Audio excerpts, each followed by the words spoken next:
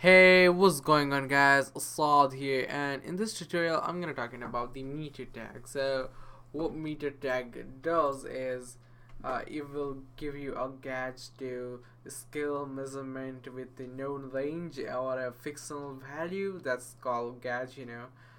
And now what we're gonna do is practice in real life. So first we need to do is meter. Just use the meter tag, and in the value just put 2. You can put minimum like 0, and instead of 100 I can do 10. So if you do that, see, there's a way you can see this. So this is the way we usually do. If we don't put anything like minimum or maximum, what it does is it gonna take the default value, which is 100.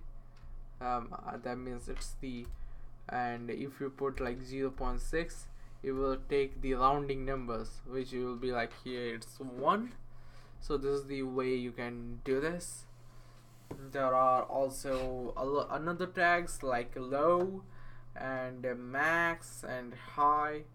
This is the way, and the value is always required, because if you don't put any value inside that, not gonna work. So hope you guys understand.